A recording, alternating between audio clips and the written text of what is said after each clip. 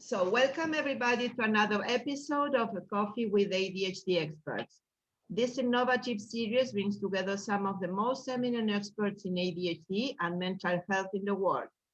We know that demands on mental health services are rising. We know that this increase can never be met by professionals alone. So the question is, how do we think differently about mental health and what do we have to change? You are welcome to join us to enjoy this collective experience on ADHD across the lifespan. We will be sharing 3 short questions that can enhance our purpose as advocates and let other mental health professionals have the chance to listen to their experience. Let me introduce you to Dr. Norma Echavarria. She's an adult psychiatrist. She's the president of the ADHD chapter in the Argentine Association of Psychiatry in Argentina. She's also American Psychiatry Association and the International Fellow and the World ADHD Federation and American Hispanic Psychiatry Association member. And myself, Eleonora Giusti, I'm PhD, I am a clinical psychologist. I'm the vice president of the ADHD chapter in the AAP in Argentina. I'm also professor at Palermo University, an Argentine Association of Cognitive Therapy member. And Norma, would you introduce to Jeffrey? Thank you. Yes, I'm going to introduce a friend and be happy to do this. So Dr. Jeffrey Newcorn received his medical degree from the University of Rochester in New York, 1977. He completed his general psychiatry and child and adolescent psychiatry in 1982, training at Tufts New England Medical Center, Boston. Dr. Newcorn is currently professor of psychiatry and pediatrics and director, Division of ADHD and Learning Disorders at Icahn School of Medicine at Mount Sinai. He's also the director of pediatric psychopharmacology of the Mount Sinai Health System and supervising psychiatrist in the student trainee mental health program at Mount Sinai. Dr. Newcorn is a highly regarded clinician researcher with special expertise in the areas of ADHD, aggression, descriptive psychopathology of child and adolescent disorders, and child and adolescent psychopharmacology, whose academic work spans both clinical and translational topics. He has been a member of the steering committee of the National Institute Mental Health funded multi-center study, Multimodal Treatment Children with ADHD, MTA, serving as chair in 2000. He was the principal investigator in the NIH funded ADHD research infrastructure network devoted to understanding the neurobiology of ADHD, and has been, and currently is, the principal investigator and co-investigator in several National Institute of Health funded and industry funded grants which examine the clinical presentations and neurobiological basis of ADHD and its treatment. Dr. Newcorn's most recent research focuses on the clinical and neurobiological basis of differential response untrained ADHD treatments, utilizing data obtained from clinical, pharmacogenetic, and fMRI measures, as well as neurobiological basis of substance abuse risk in individuals with ADHD. He was a member of the Child Psychiatry Working Group for DSM-4 and a consultant to the American Psychiatric Association DSM for primary care. He is founding member of the board of directors of the American Professional Society for ADHD and Related Disorders, APSARD, currently serving as president and chair of the advisory board in the Klingenstein Third Generation Foundation since 2008.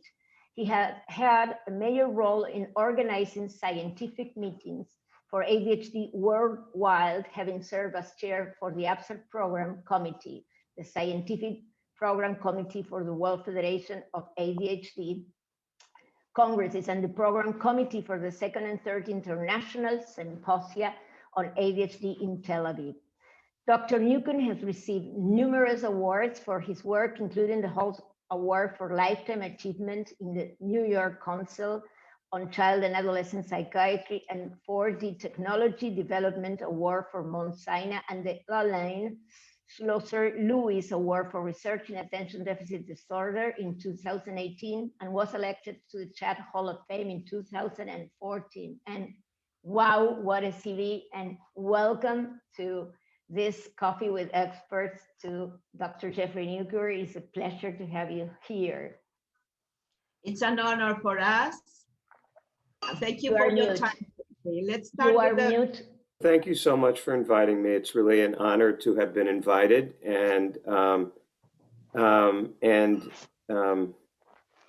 you know, what can I say? I know that you've gotten quite an array of experts to participate in your series, and I'm pleased that you would think to have me be one of them. So thank you very much. And our pleasure. I can't meet everybody who will be watching, but I would look forward to meeting you, and I guess you'll get to meet me a little bit through this. So thanks very much. Thank you. Thank you. So let's go with the first one.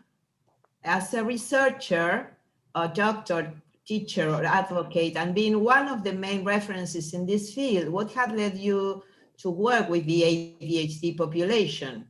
And in your opinion, how did your interventions make a difference? Well, the first one is easier to answer than the second, I think. It's really, it's a very interesting thing. First of all, Norma mentioned when I graduated from school, so you all know how old I am. And I try not to let on about that. But I will tell you that when I was first coming into the field in the 1980s, I didn't know what I wanted to study. There weren't that many people in child psychiatry who studied anything. They would write. There were a few people. There were people in those days, you know, even dating back a decade, basically from Washington University in St. Louis and UCLA. There were people that built in research. There was a research community at Yale. I was at Tufts New England Medical Center for my training. You get a sense of academics, but not research. I went to Cornell and wanted to develop a research career. I did actually have some beginning research experiences. Those initial research experiences were in suicidal behavior. My initial presentations were based on the chart review research I did collaboratively with Cynthia Pfeffer way back then. I went to Mount Sinai because I thought the prospects for academic growth were great. And I ended up running an inpatient unit and seeing a lot of kids that were called ADHD. At the same time, I met someone who was on faculty there as a clinical psychologist and a great friend and mentor named Jeffrey Halperin. And Jeff Halperin and I started doing some work together. Jeff had actually done some research previously in ADHD. He worked with Rochelle Klein for a while. He worked in industry. He was trained in research methods, unlike me. And he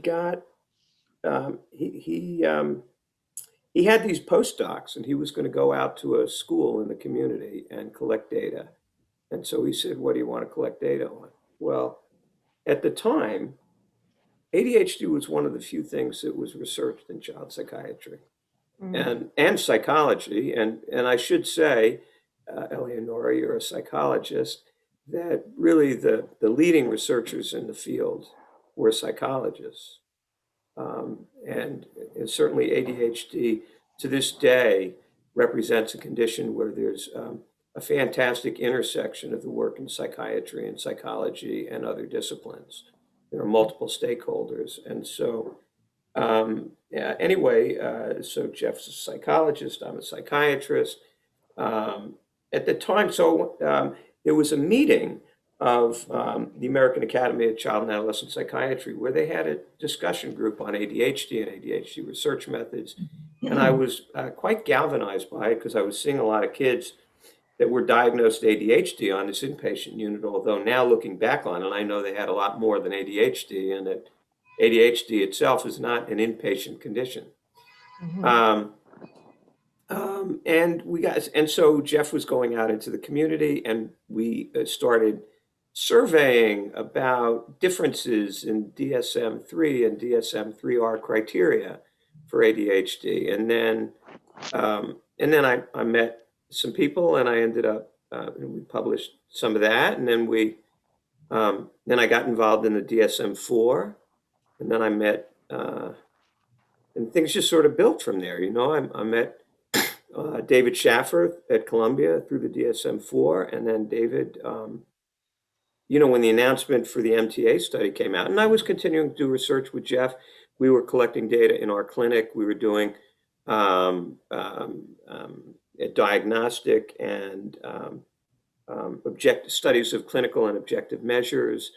And then we were also starting to study aggression. We'd started to get some federal grants on aggression and serotonin function. That was an early thing that we did. And then, when this MTA announcement came, this was an amazing thing, right? And we thought, gee, how can we get into this? And well, we knew we couldn't. We were just, small potatoes, really. And then, as luck would have it, David took a liking to me from DSM-4, and Columbia was putting in an application, and he said, and I knew Larry Greenhill anyway a bit, because Larry and I shared a hobby of, we were audiophiles. We liked high-end audio, sound and music. So I knew him a little bit from that. And then David said, well, we'd like to develop a consortium here through Columbia, because Rochelle Klein was going to do her work through Long Island Jewish with Howard Abakoff, and then Montreal Children's with Lily Heckman. So I joined up with them and together, and then I ended up becoming, we put in this grant, and I ended up becoming, the co-investigator for the, New York site and the MTA study. It was an amazing thing. The DSM-4 experience was an amazing thing for me. I got to meet a lot of people, and I learned a lot about diagnostic classification, and things just continued to build. And then we were doing this work on aggression, and then I noticed that some of my friends were doing work in clinical trials. And then I thought, well, gee, I think I know a lot about psychopharmacology. Why am I not doing that? And then I started to do that, and I got into that, and then I got into some the work, particularly with atomoxetine with Eli Lilly, where I ended up developing quite a nice access to their data, and did a fair amount of publishing with them, and then built some studies of our own on top of that. And then we started applying for more federal funding. But by this time, I was, leading a program in drugs and how they work, and mechanism of action of drugs, and thinking about similarities and differences in mechanism of stimulants and non-stimulants. And, and then, I got a chance to advise a lot of companies on, development of drugs. I think I'm pretty good at looking at people's data and telling them what I think of it. And so I've had a really nice role with that. And so through it all, I've had a chance to meet a lot of amazing people. This international community that I now feel like I'm a part of, and will be at the World Federation meeting soon. And, having been able to travel to some fantastic places, including Buenos Aires, where I met Norma. And what a great thing that was, right? So I don't know. I've been really very fortunate, blessed, whatever you want to say. And now your second question is tougher. So how did I get into it? A bit by accident, a bit because there weren't so many choices in those days. And the people and a bunch of people that I thought that were really smart were doing it. How does anyone get into anything? Oh, Usually it's through a connection with a mentor or, you know, someone who's encouraging them.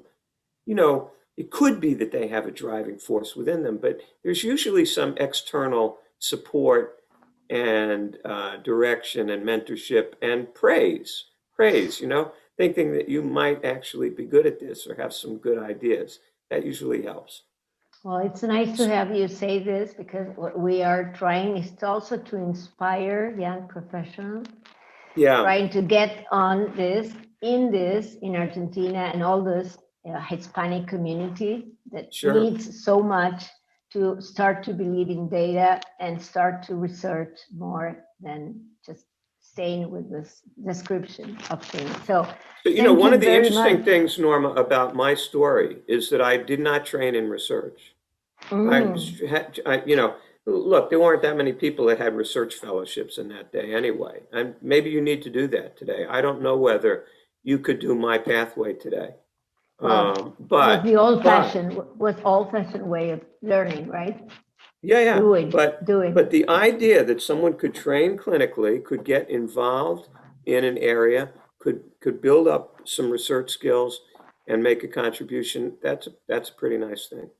Yes, it's Sure. amazing. Yes, Yeah, we amazing. try. Yes. So next So- question. Next question is, what have you achieved? This is more personal one, Jeffrey. What have you achieved getting actively involved in this field? And did you find any cultural, social, or gender or age conditioning on that path? Mhm. I don't know the answer to the second of those questions. I think the answer maybe is no. No. I don't think it's been a big issue for me. I think there are other people who might tell you it was either a big plus or you know, a burden they had to overcome. I wouldn't say I had those impediments to overcome. Good. What did I accomplish? I don't know. I Mm. mean, you know,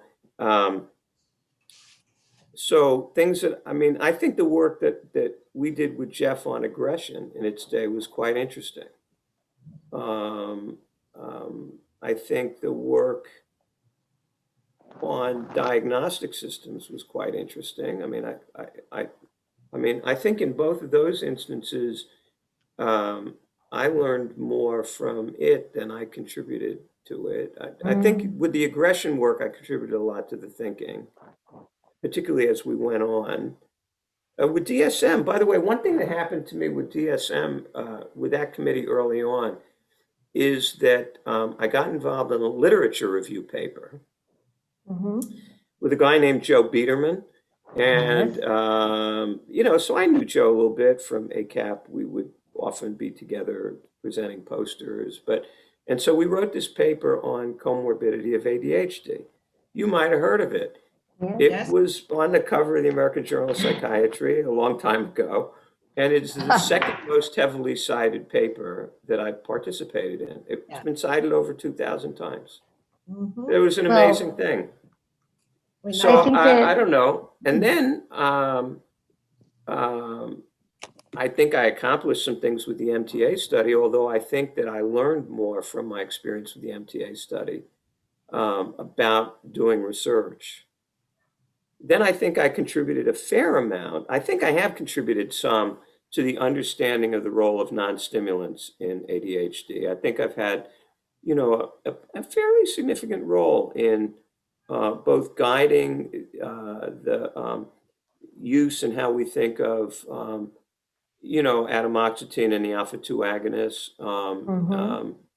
And again, similarities and differences in biological mechanisms of action of those. So I think that's been a pretty productive area. Yes, I think so. I agree. I totally agree. We don't have the luck to have one vaccine or clonidine in Argentina. We just have atomoxetine.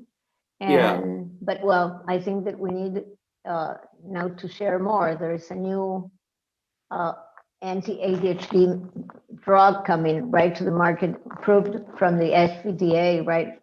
I think 2 days ago. Viloxazine was just approved, Yeah. similar to atomoxetine, but also potentially different in important ways. And I've actually just come from a meeting with that product and with some people about that. And so, yeah, I think that'll be an interesting one. That's going to be something to listen about. So the third question, and yes, the third and the last. On which step from the way through your ADHD road would you say you are today? And what do you imagine ADHD field to be like in the future?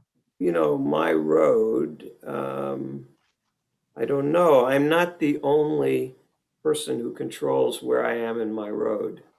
Like the funders also have a difference. They have a say in where I go in my road. Now, projects that we're quite interested in, there are several right now, in addition to the work, you know, with pharmaceutical companies. We're doing some studies looking at using fMRI to see if we can understand the biological basis of substance abuse risk and the impact of drugs for ADHD, and either mitigating or contributing to that risk. So we can, and that would, I hope we'll be able to continue that funding and that work. We're very interested in guanfacine or other drugs in relation to emotion regulation in ADHD, which I think is a pretty hot topic. Yeah. And the other thing is I'm part of a consortium looking at the potential role of gene variants for the gene for carboxyesterase 1, which is the enzyme that metabolizes methylphenidate completely. It's also actually a very important enzyme because a lot of drugs are esterified. You know, I don't know if any are esterified 100% the way methylphenidate is, but drugs like Tamiflu are partially metabolized through CES. So there's a lot of potential medical implications to understanding the role of CES. And again, I have the good fortune to work with a very nice consortium led by a guy named John Markowitz in Florida. For we see you're not planning any way far from retiring, so you keep No, working. I don't think so. Yeah. I have way too much fun doing this stuff. Yeah, I like that. Now, what did you ask me the second question? Where is ADHD going? Yes, for the future. Great question. Well, ADHD has... Yes. Yeah, no, I mean, I have some thoughts about this. I don't know what's going to happen with it. But one thing that I will say is that we have progressed from what I would like to call a pretty circumscribed and somewhat restrictive definition of ADHD to a broad definition of ADHD. Listen, when I started, there was no adult ADHD. Okay. Just to, you know, it's like you have to tell your kids, by the way, you know, there was no internet. They don't understand, right? You say, well, this wasn't around when I was a kid. Yeah, I know, but there was internet, right? Oh, wow. You know, whatever. But ADHD was fairly restrictive. We didn't think about the longitudinal course in the same way we have. Treatments we think of more broadly. The other thing that has happened over the past, certainly 2 decades, is that the conceptualization of ADHD has broadened, right? ADHD is not a simple disorder of inattention and hyperactivity and impulsivity, even though that's the way it's defined. It's a disorder of executive control. It's a disorder of reward and motivation. It's a disorder of emotional control and all of these things. And if you look at the biology of ADHD, the biological basis of ADHD, all of that is borne out. And if you look at how drugs for ADHD exert their effects, again, it lines up pretty well with a broader conceptualization of ADHD. So now we're in a conundrum. Do we, do we stay with ADHD? Do we redefine ADHD? And each has perils, right? Staying with a restrictive definition of something that we think doesn't fully capture what we understand a disorder to be has its limitations. On the other hand, having a condition that's well recognized and appreciated and that has its standing and that has validation and that had at least in childhood, in the DSM-5 field trials, high reliability, better than most disorders in psychiatry. Those are really good things. You know, do we throw that overboard to embrace the larger conceptualization of what the disorder is? How do we maintain what we have had with our understanding and establishing, you know, the basis and the gravitas of ADHD at the same time that we incorporate some of the new thinking? I think those are going to be interesting challenges. Interesting thing. And do you feel that there's balance that should be found between both of these areas has something to do with the committee of DSM to try not to increase ADHD prevalence? Try not to That's be always in the increasing? background. That's always in the background. But they typically, in the end, do things to increase ADHD prevalence. So, you know, in this last iteration, and I wasn't a part of it, they, you know, they increased the, you know, the age of onset criterion to age 12 from age 7, and they lowered the threshold number of behavioral indicators in, you know, adults to 5 instead of 6. So, yes, they worry about backlash from trying to make something more prevalent. Look, they also have to be mindful of the fact that they're developing a categorical system for a condition that exists on a dimension. And we know now from the genetics of ADHD that, you know, that we do have genetic variants that are strongly associated with ADHD, but at the same time, we know that those genetic variants are associated with inattention in the general population. So it supports the biological basis of the continuum. So again, within a medical categorical model, you have to also be faithful to the, you know, to the fact that ADHD is dimensional. So, and there are some tricky dilemmas that you get into with that. And what would be so interesting to talk to you, and what would it be, Jeff, your take-home message? What would be the strong, short message that you could be sharing with us for all these professionals and people that are going to be listening to you? What would be your message for after all this? So my message is that ADHD is a fantastic area. It's a very, very interesting condition. It's both simple and complex, but it's a condition that we, on the one hand, know a lot about, and on the other hand, still have a lot to learn. It's good to be working with something that you know a lot about, but it's good to have some things to learn. And I think with ADHD, you have both. We know how to help people. We're going to learn how to help people more. We can make a difference in people's lives. One of the really important things to do in understanding ADHD, understanding the course of ADHD, is to understand that the goal of ADHD intervention is not simply to treat ADHD. It's also to help prevent and then ultimately intervene in conditions that build from ADHD, well-being, for which ADHD is a risk factor, depression in adulthood, et cetera, et cetera. Disorders of impulse control, personality disorders. So I think ADHD turns out to be a really, really important condition, really important area. And I think all of you who are, you know, thinking about committing your lives to this, I think you'll be rewarded. We are talking with Dr. Jeffrey Newcorn. Wow. So we are so grateful for all this time that you spent. Yes, and so thankful. We wish really to meet you back in Buenos Aires. Would be very welcome if we could make it. So if anybody can make it anywhere. Yes, we will. Well, but this meeting where I'm sure that we wouldn't have thought about this without the pandemic. So correct. We have to give back also to thank for this virtuality that we are in. Correct. So thank you very much, Jeff. It's a pleasure as always to listen to you. It's absolutely a pleasure. Eleonora, I want to say something? Or it's an honor, and thank you for your time. Really, really good, really good.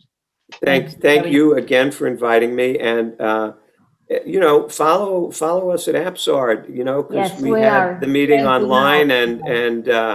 and we did great with that. So again, congratulations on pulling this program together, and thanks for inviting me.